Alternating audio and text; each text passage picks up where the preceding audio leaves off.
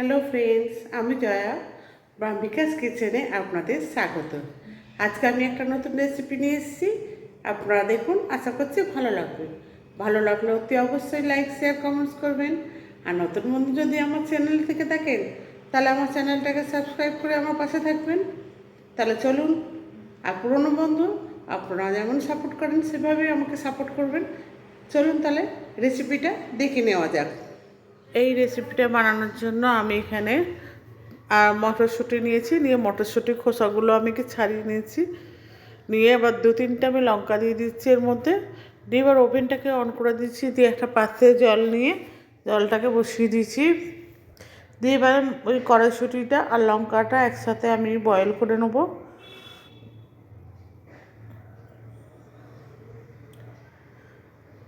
একদম নরম করে বয়েল করবো না, একটু হালকা হালকা শক্ত থাকবে, এইভাবে বয়েল করে নেবো।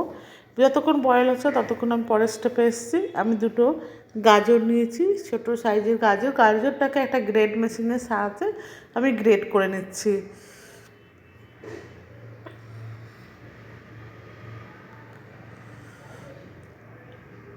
এভাবে আমি গ্রেট করে নিচ্ছি।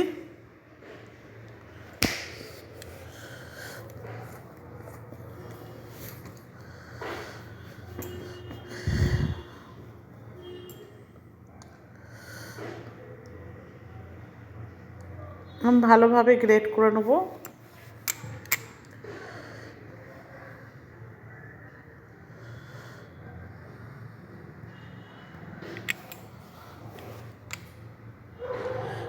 গাছগুলো গ্রেট করা হয়ে গেছে, এই দেখুন এইভাবে গ্রেট করে নিয়েছি।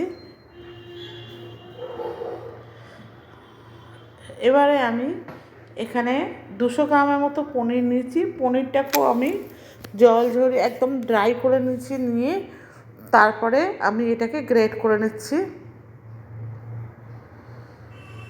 পনিরে কিন্তু জল থাকলে এটা একটু হয়ে যাবে, ময়েশ্চার থাকলে ময়েশ্চারটা যাতে না থাকে তাই জন্য একটা কাপড় দিয়ে এটা একটু হালকা হালকা করে উপর দিয়ে পুছে নেবেন।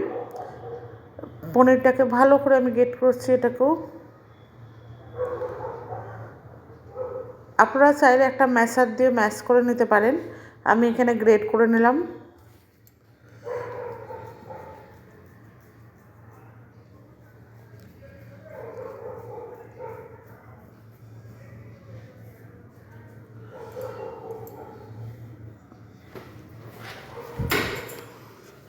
পুরো আমি গ্রেট করা হয়ে গেছে পুরো পনিরটা।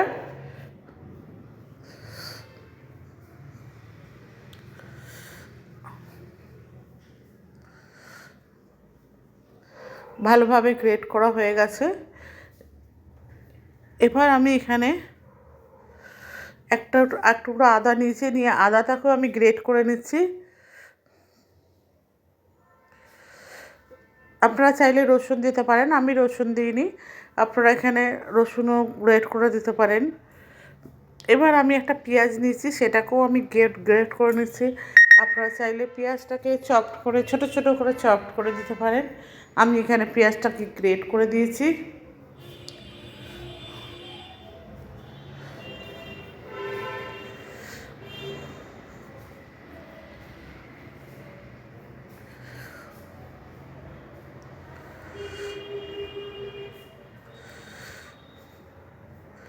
পুরো পেঁয়াজটা গ্রেট করা হয়ে গেছে। এবার আমি একটু ধনেপাতা নিয়েছি, ধনেপাতাটাকে ফাইনালি চপড করে নিচ্ছি।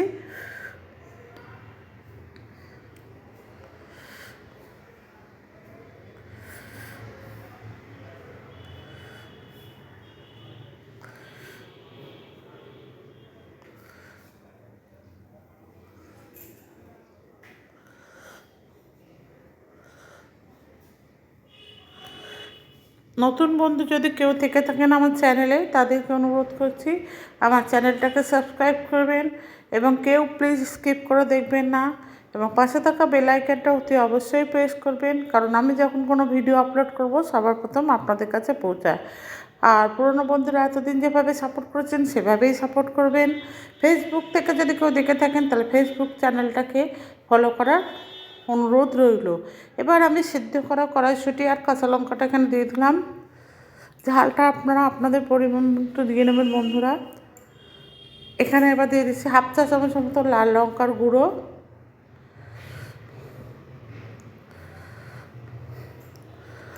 হাফ চামচের মতো জিরে গুঁড়ো,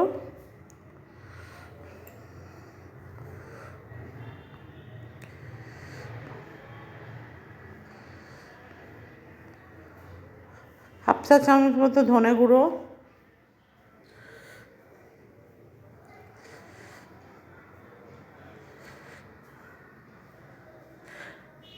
আর দিয়ে দিয়েছি একটুখানি চাট মশলা হাফ চা চামচের মতো,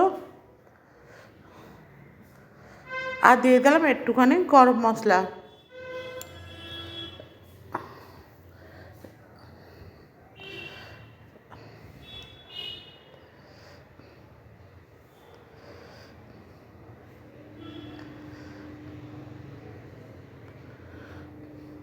আর দিয়ে দিলাম একটুখানি ম্যাগি মশলা।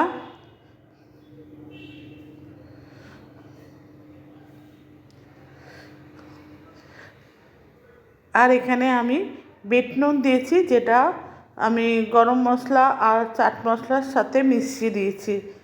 দিয়ে এবার এটাকে মানে বিট লবণ দিয়ে ভালো করে আমি মেখে নিচ্ছি। আমি কিন্তু সাদা লবণ ইউজ করিনি, আপনারা চাইলে সাদা লবণ ইউজ করতে পারেন বিট লবণের বদলে।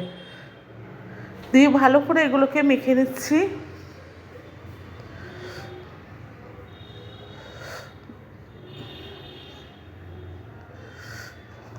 এখানে আরেকটা জিনিস দেবো বাইন্ডিং করার জন্য, সেটা আমি দেখাচ্ছি পরে। আপনারা এটাকে দেখুন, এটা আমার মাখা হয়ে গেছে। এবার আমি এখানে দিয়ে দিচ্ছি 2 চা চামচের মতো বেসন বা ছাতু, আপনারা যেটা ইউজ করতে পারেন। আমি এখানে ছাতু ইউজ করেছি, আপনারা চাইলে বেসন ইউজ করতে পারেন।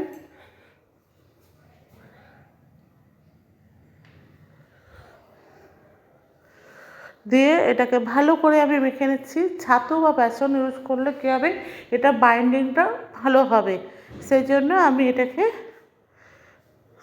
ছাতু ইউজ করে এটা ভালো করে মেখে নিচ্ছি।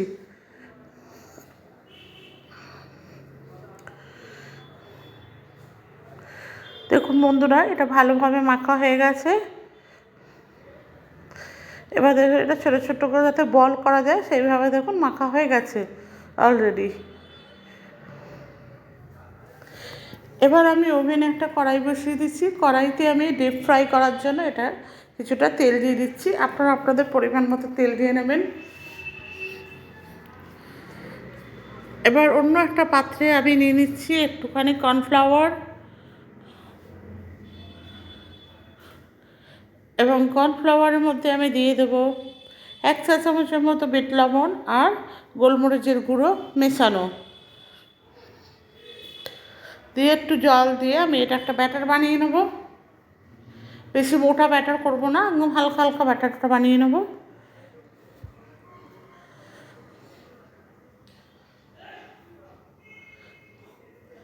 ব্যাটারটা বানানো হয়ে গেছে।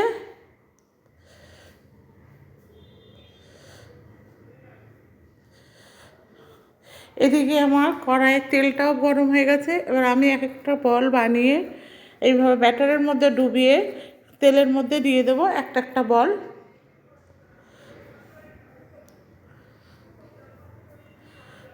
এইভাবে তেলের মধ্যে দিয়ে দিচ্ছি ডিপ ফ্রাই করার জন্য।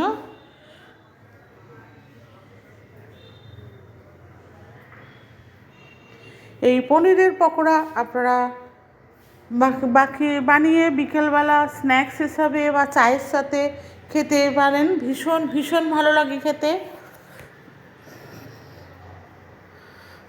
একটা একটা করে আমি তেলের মধ্যে দিয়ে ভালো করে ফ্রাই করে নেব।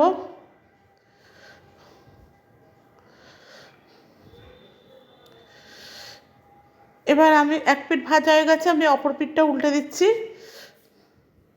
একটা কাঁটা চামচের সাহায্যে আমি এটাকে উল্টে দিচ্ছি।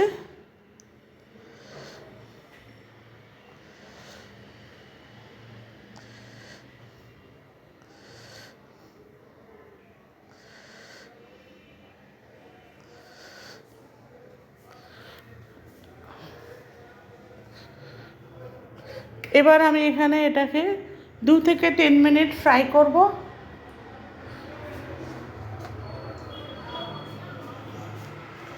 আমার ভাজা হয়ে গেছে, এবার আমি এটাকে তুলে নেব।